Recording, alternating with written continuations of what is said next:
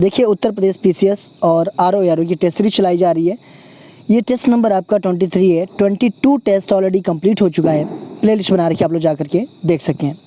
देखिए अगर आप किसी भी स्टेट पीसीएस की प्रिपरेशन कर रहे हैं तो आप इस टेस्ट सीरीज को देखिए, चाहे वो बीपीएससी हो, एमपीपीएससी हो, झारखंड पीसीएस हो, छत्तीसगढ़ पीसीएस हो, आरएस हो या फिर यूके पीसीएस हो, या फिर किसी वनडे एग्जाम की तैयारी कर रहे हैं आप, तो आप इस टेस्ट सीरीज को देखिए, क्योंकि इसमें जो भी क्वेश्चंस हैं वो सभी प्रतियोगिता परीक्षाओं के लिए काफ़ी इंपॉर्टेंट है।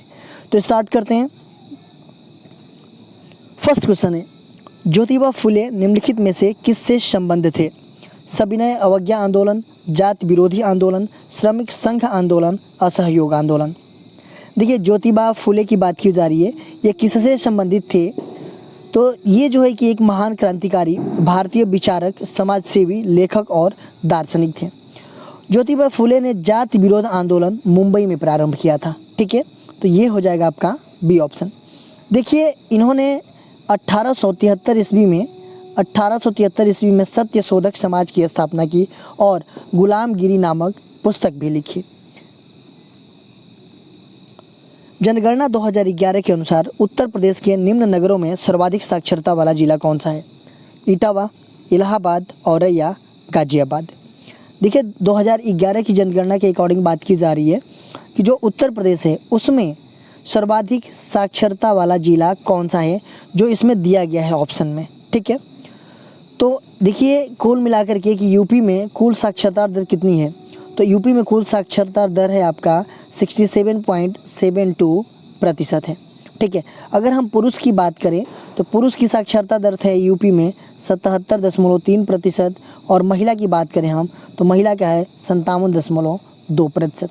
ठीक है, टोटल साक्षरता कितनी है 67.72, जिसमें पुरुष की साक्षरता दर है 77.3% और महिला की है 57.2%। ठीक है, लेकिन पूछा जा रहा है यहाँ पे कि सर्वाधिक साक्षरता वाला जिला कौन सा है। तो देखिए सर्वाधिक साक्षरता अगर हम देखें 5 जिलों को, तो स्टार्टिंग में गौतम बुद्ध नगर है सबसे ज़्यादा साक्षर वाला जिला। ठीक है, गौतम बुद्ध नगर का जो है कि आपका 80.12 है, 80.12 गौतम बुद्ध नगर का है। दूसरे नंबर पे आता है कानपुर, तीसरे नंबर पे आता है आपका औरैया और चौथे नंबर पे आता है आपका इटावा एंड पाँचवें नंबर पे आता है आपका गाजियाबाद। तो अगर ऑप्शन न दिया रहे या फिर ऑप्शन भी दिया रहे तो सबसे पहला कौन सा है, सबसे ज़्यादा साक्षर जिला गौतम बुद्ध नगर है। उसके बाद से दूसरा नंबर पे कानपुर है। देखिए इसमें तीसरा नंबर पे औरैया आता है, लेकिन इसमें पूछा जा रहा है कि निम्न नगरों में से सर्वाधिक साक्षरता वाला जिला कौन सा है, तो इसमें औरैया हो जाएगा। ऐसे अगर कोई पूछे तो सर्वाधिक साक्षरता वाला जिला गौतम बुद्ध नगर है और सबसे कम साक्षर वाला जिला कौन सा है, तो वो है आपका श्रावस्ती, उसका है आपका 46.74 और ये औरैया का कितना है, तो औरैया का है 78.95। ठीक है, इतना % जो है कि औरैया का है। जनगणना 2011 के अनुसार उत्तर प्रदेश में सर्वाधिक लिंगानुपात वाला जिला कौन सा है? जौनपुर, आजमगढ़, प्रतापगढ़, देवरिया। देखिए जनगणना 2011 के अकॉर्डिंग बात की जा रही है कि सर्वाधिक लिंगानुपात वाला जिला कौन सा है। देखिए अगर हम लिंगानुपात की बात करें उत्तर प्रदेश में तो 1000 पुरुषों पर कितनी महिलाएं हैं? 1000 पुरुषों पे 943 महिलाएं हैं। उत्तर प्रदेश का लिंगानुपात की बात करें तो 1000 पुरुष में 943 महिलाएं हैं। ठीक है, देखिए उत्तर प्रदेश में सर्वाधिक लिंगानुपात वाला जिला कौन सा है, तो वो है आपका जौनपुर। यहाँ पे जो है कि 1024 है यहाँ पे जौनपुर में। ठीक है, और न्यूनतम लिंगानुपात वाला जिला कौन सा है, तो वो है आपका गौतम बुद्ध नगर, उसका है 851। ठीक है, तो ये हो जाएगा आपका ये। अगर देखिए बात करें हम कि सिर्फ 5 लिंगानुपात वाले जिले कौन कौन से हैं, तो पहला नंबर पे जौनपुर आता है, दूसरा नंबर पे आजमगढ़ आता है, तीसरे नंबर पे देवरिया है, चौथे नंबर पे प्रतापगढ़ है एंड पाँचवें नंबर पे सुल्तानपुर है। देखिए जौनपुर का है आपका 1024, आजमगढ़ का है आपका 1019, देवरिया का है आपका 1017, प्रतापगढ़ का है 998 और सुल्तानपुर का है 983। ठीक है, हृदय का आवरण बनाने वाली झिल्ली को क्या कहा जाता है? पेरिकार्डियम, पेरिस्टोम, पेरीहेपेटिक, इनमें से कोई नहीं। देखिए हृदय का आवरण बनाने वाली जो झिल्ली होती है उसको क्या कहा जाता है, तो उसको कहा जाता है पेरिकार्डियम। देखिए ये हृदय के सबसे बाहरी आवरण है और ये, और हृदय को घेरने वाली एक ये झिल्ली है। ब्रेन का कौन सा पार्ट मोटर कार्य को नियंत्रित करता है?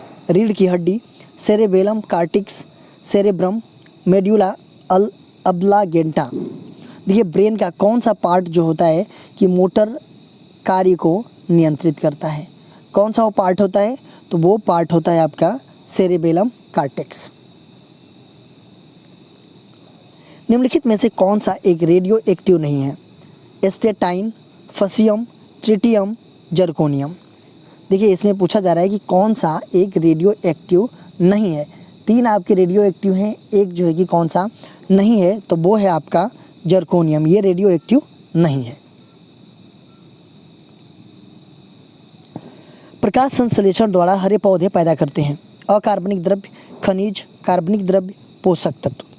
देखिए प्रकाश संश्लेषण के द्वारा हरे पौधे पैदा करते हैं, क्या पैदा करते हैं? तो ये पैदा करते हैं कार्बनिक द्रव्य। सी ऑप्शन आपका सही है। देखिए प्रकाश संश्लेषण प्रकाशीय ऊर्जा को रासायनिक ऊर्जा में परिवर्तित करने की क्रिया है ये, ठीक है। देखिए सूर्य का जो प्रकाश होता है ना, सूर्य की प्रकाश की उपस्थिति में वायु से कार्बन डाइऑक्साइड तथा भूमि से जल लेकर के जटिल कार्बनिक खाद्य पदार्थों जैसे कि कार्बोहाइड्रेट का निर्माण करते हैं तथा ऑक्सीजन को जल से बाहर निकालने और वायुमंडल में मुक्त कर देते हैं, ठीक है। तो ये हो जाएगा आपका सी ऑप्शन। समुद्र की गहराई मापने, सिग्नल देने या छिपी हुई वस्तुओं का पता लगाने के लिए ध्वनि तरंग का प्रयोग किया जाता है। Ultrasonic sound, supersonic sound, infrared sound, ultra violet sound. देखिए समुद्र की गहराई मापने के लिए या फिर सिग्नल देने या जो छिपी हुई वस्तुएं उसका पता लगाने के लिए किस ध्वनि का प्रयोग किया जाता है? तो ये प्रयोग किया जाता है आपका अल्ट्रासोनिक साउंड का। पहला ऑप्शन आपका सही है। देखिए ये सब सारी चीज़ें पता लगाने वाला जो यंत्र होता है वो होता है आपका फेदोमीटर, ठीक है। फेदोमीटर से समुद्र की गहराई मापी जाती है, सिग्नल देने या छिपी हुई वस्तुओं का पता लगाया जाता है किसकी सहायता से? तो अल्ट्रासोनिक साउंड की सहायता से। मतलब जो फेदोमीटर है वो अल्ट्रासोनिक साउंड जो है कि उत्पन्न करता है, जिसकी वजह से गहराई नाप सकते हैं और जो छिपी हुई वस्तुएँ हैं उसको पता लगाया जा सकता है, ठीक है। तो ए ऑप्शन आपका सही है। सूची फर्स्ट को सूची सेकंड से सुमेलित कीजिए तथा सूचियों के नीचे दिए गए कोड का उपयोग करके सही उत्तर का चयन कीजिए। सूची फर्स्ट में पारंपरिक कला शिल्प का नाम दिया गया है। सूची सेकंड में उससे संबंधित स्थान का नाम दिया गया है।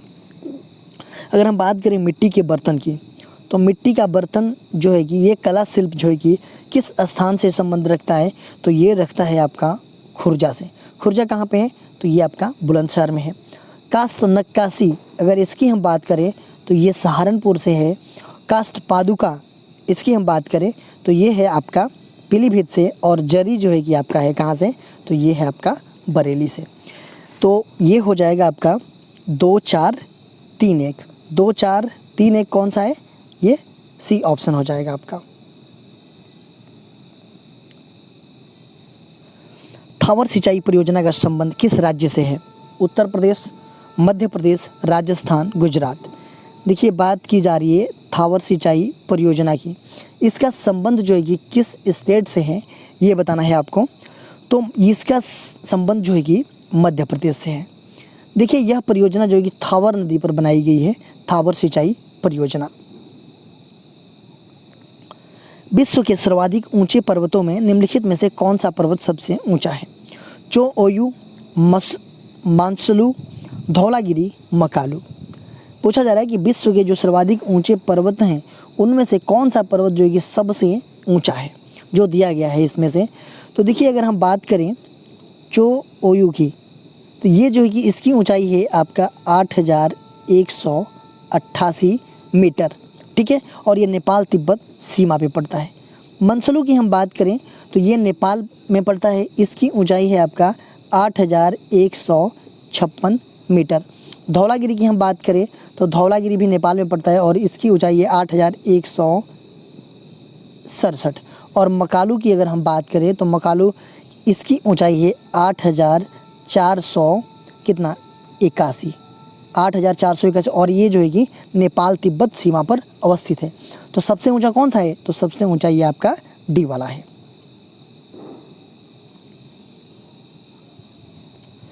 निम्नलिखित में से किस भारतीय राष्ट्रीय कांग्रेस की वार्षिक अधिवेशन में महात्मा गांधी ने कहा था कि गांधी मर सकते हैं परंतु गांधीवाद सदा जीवित रहेगा? लखनऊ 1916 का, लाहौर 1929 का, कलकत्ता 1928 का, कराची 1931 का। देखिए क्वेश्चन पूछा जा रहा है कि किस भारतीय राष्ट्रीय कांग्रेस में के वार्षिक अधिवेशन में महात्मा गांधी जी ने कहा था कि गांधी मर सकते हैं परंतु गांधीवाद जो है कि सदा जीवित रहेगा। तो कौन सा भारतीय राष्ट्रीय कांग्रेस का अधिवेशन था? तो वो था आपका कराची का अधिवेशन। ये जो है कि 29 मार्च 1931 में हुआ था और ये कांग्रेस का 45वां अधिवेशन था। ठीक है, 45वां अधिवेशन था और इसके अध्यक्ष कौन थे? तो वल्लभ भाई पटेल की अध्यक्षता में ये हुआ था। देखिए इसी अधिवेशन में राष्ट्रीय आर्थिक कार्यक्रम से संबंधित प्रस्ताव पारित किया गया था और इसी अधिवेशन में जो है कि मौलिक अधिकार का भी प्रस्ताव पारित किया गया था। तो क्वेश्चन आता है कि अगर मौलिक अधिकार का प्रस्ताव किस अधिवेशन में पारित किया गया था, तो वो था आपका कराची का अधिवेशन 1931 का। और महात्मा गांधी जी ने इसी अधिवेशन में कहा था कि गांधी मर सकते हैं परंतु गांधीवाद सदा जीवित रहेगा। भारत में उपनिवेशी शासन के संदर्भ में 1883 ईस्वी में इल्बर्ट बिल का उद्देश्य था सशस्त्र एक्ट में संशोधन कर देशी भारतीयों को सशस्त्र रखने की अनुमति देना, प्रशासनिक सेवा परीक्षा भारत में करवाना ताकि देशी भारतीयों को उसमें बैठने के लिए प्रोत्साहित किया जा सके, देशी प्रेस की स्वतंत्रता पर कड़ा अंकुश लगाना क्योंकि उसे उपनिवेशी शासकों का विरोधी समझा जाता था। एंड फोर्थ ऑप्शन है कि जहाँ तक अदालतों की दंडिक अधिकारिता का संबंध था, भारतीय तथा यूरोप लोगों को बराबरी पर रोकना था। देखिए बात की जा रही है जो 1883 ईस्वी में इल्बर्ट बिल था, इसका उद्देश्य क्या था? तो देखिए इसका क्या उद्देश्य था? तो इसका ये उद्देश्य था, देखिए ये तो सबसे पहले तो ये जान लीजिए कि ये जो इल्बर्ट बिल है ये लॉर्ड रिपन के कार्यकाल के दौरान लाया गया था। ठीक है, और इस बिल के द्वारा जो भारतीय न्यायाधीश थे उनको उस मामले की सुनवाई करने का अधिकार दिया गया जिनमें यूरोपीय नागरिक भी शामिल थे। ठीक है, मतलब कि यूरोपियन नागरिकों जो भी है ना वो उनका भी मतलब मामले का सुनवाई भारतीय न्यायाधीश करेंगे। देखिए पहले क्या था? पहले ये था कि यूरोपीय व्यक्तियों से जो भी संबंधित मामले थे उसकी सुनवाई केवल कौन करता था? तो केवल यूरोपीय न्यायाधीश करते थे, भारतीय नहीं करते थे। लेकिन इस बिल के उद्देश्य यही था कि जो यूरोपीय नागरिक हैं उनकी भी सुनवाई जो है कि भारतीय न्यायाधीशों को अधिकार दे दिया गया करने के लिए। तो ये हो जाएगा आपका डी ऑप्शन। सिद्धांत एवं प्रतिपादक का गलत युग्म बताइए। विकास का सिद्धांत दादा भाई नौरोजी, प्रबल धक्का सिद्धांत BS मिन्हास, टोबिन कर जेम्स टोबिन, मूल्यवर्धित कर मारिस फारे और कार्ल शुप। देखिए कुछ सिद्धांत के नाम दिए गए हैं और इसके प्रतिपादक कर्ता कौन है, इसमें से आपको गलत युग्म बताना है। देखिए विकास का सिद्धांत की अगर हम बात करें तो विकास के सिद्धांत जो कि दादा भाई नौरोजी का ही है। प्रबल धक्का सिद्धांत की अगर हम बात करें तो ये BS मिन्हास का नहीं है, ये जो है कि है आपका किसका? तो इसके प्रतिपादक करता हैं रोजस्टीन रोडा हैं। ठीक है, टोबिन कर का जेम्स टोबिन है, मूल्यवर्धित कर का मारिस फारे और कार्ल शुप हैं। तो इसमें गलत कौन सा है आपका? तो ये टेबिन कर हो जाएगा, सॉरी ये प्रबल धक्का सिद्धांत हो जाएगा। ठीक है, राज्यसभा में अस्थायी सीटों के आवंटन से संबंधित अनुसूची कौन सी है? दूसरी, तीसरी, चौथी, पांचवी। देखिए राज्यसभा में अस्थायी सीटों के आवंटन से संबंधित जो अनुसूची है वो कौन सी है? तो वो अनुसूची है आपकी चौथी। देखिए अनुसूची चौथी के अंतर्गत सभी जो 28 राज्य हैं हमारे और 3 जो है कि केंद्र शासित प्रदेश। 3 कौन कौन केंद्र शासित प्रदेश हैं? जो मतलब जहाँ पे विधानसभाएं हैं, दिल्ली, पांडिचेरी और जम्मू कश्मीर। इसमें जो है कि राज्यसभा के प्रतिनिधि का विवरण दिया गया है चौथी अनुसूची में। 28 राज्य और ये 3 संघ शासित प्रदेश जिसमें विधानसभाएं हैं। ठीक है, इसमें जो है कि राज्यसभा में सीटों के आवंटन से संबंधित ये अनुसूची है। अगर हम बात करें दूसरी अनुसूची की तो भारत के जो प्रमुख पदाधिकारी हैं उनके वेतन भत्ते और पेंशन के बारे में बात करता है। और तीसरी अनुसूची की क्या कहते हैं, इसमें जो कि शपथ और प्रतिज्ञान के बारे में संसद के जो सदस्य हैं, संघ के जो मंत्री हैं, उच्च न्यायालय और उच्चतम न्यायालय के न्यायाधीश हैं, कैग हैं और विधानमंडल के सदस्यों और उनके मंत्रियों के बारे में बात करता है, मतलब शपथ और प्रतिज्ञान की। अगर हम 5वीं अनुसूची के बारे में बात करें तो इसमें अनुसूचित क्षेत्र और अनुसूचित जनजाति के प्रशासन और नियंत्रण के बारे में ये बात करती है 5वीं अनुसूची। सूची फर्स्ट को सूची सेकंड से सम्मिलित कीजिए तथा सूचियों के नीचे दिए गए कोड का उपयोग करके सही उत्तर का चयन कीजिए। देखिए, कुछ संस्थान का नाम दिया गया है और स्थान का नाम दिया गया है, ठीक है, कि ये संस्थान, ये इंस्टीट्यूट कहाँ पे है। अगर हम बात करें सेंट्रल ड्रग इंस्टीट्यूट की, तो सेंट्रल ड्रग इंस्टीट्यूट कहाँ पे है, तो ये है आपका लखनऊ में। और सेंट्रल लेप्रोसी इंस्टीट्यूट कहाँ पे है, तो ये है आपका आगरा में। मोतीलाल नेहरू राष्ट्रीय प्रौद्योगिकी संस्थान कहाँ पे है, तो ये है आपका इलाहाबाद में। और Indian institute of sugar technology कहाँ पे है, कानपुर में है। तो ये हो जाएगा आपका कौन सा 4312। 4312 कौन सा है, तो ये आपका ए ऑप्शन है। बाबर के आक्रमण के समय भारतीय राज्य मेवाड़ का शासक कौन था? राणा संगा, नुसरत शाह, सवाई जय सिंह, बहादुर शाह। देखिए, बाबर जब आक्रमण किया था तो उस टाइम पे भारतीय राज्य में मेवाड़ का शासक जो है कौन था, तो वो था राणा सांगा। उत्तर प्रदेश राज्य सेतु निगम की स्थापना कब की गई थी? 1973 में, 1982 में, 1968 में, 1978 में। उत्तर प्रदेश राज्य सेतु निगम की स्थापना जो है कि कब की गई थी, तो ये की गई थी 1973 में। ए ऑप्शन आपका सही है। लेजर किरणों द्वारा किसी वस्तु के चित्र के अध्ययन को क्या कहा जाता है? Holography, orology, hydrostatics, hydrodynamics. देखिए, लेजर किरणें द्वारा किसी वस्तु के चित्र के अध्ययन को हम क्या कहते हैं, तो कहते हैं होलोग्राफी। होलोग्राफी जो है कि लेजर किरणों द्वारा किसी वस्तु के चित्र के अध्ययन को कहते हैं, ठीक है। सूची फर्स्ट को सूची सेकंड से सम्मिलित कीजिए तथा सूचियों के नीचे दिए गए कोड का उपयोग करके सही उत्तर का चयन कीजिए। देखिए, सूची फर्स्ट है और सूची सेकंड है। इसमें जो है कि चटगांव शस्त्रागार हमला, ये जो है कि किसके नेतृत्व में हुआ था, तो ये जो है कि आपका अभी ये चटगांव जो है कि बांग्लादेश में है और ये सूर्य सेन के नेतृत्व में किया गया था। तो ये हो जाएगा आपका तीसरा। काकोरी षड्यंत्र, ये किसके नेतृत्व में किया गया था, तो ये राम प्रसाद बिस्मिल खां के नेतृत्व में किया गया था। लाहौर षड्यंत्र, ये जो है कि आपका जितिन दास के नेतृत्व में किया गया था। और गदर पार्टी जो है कि लाला हरदयाल के नेतृत्व में किया गया था ये।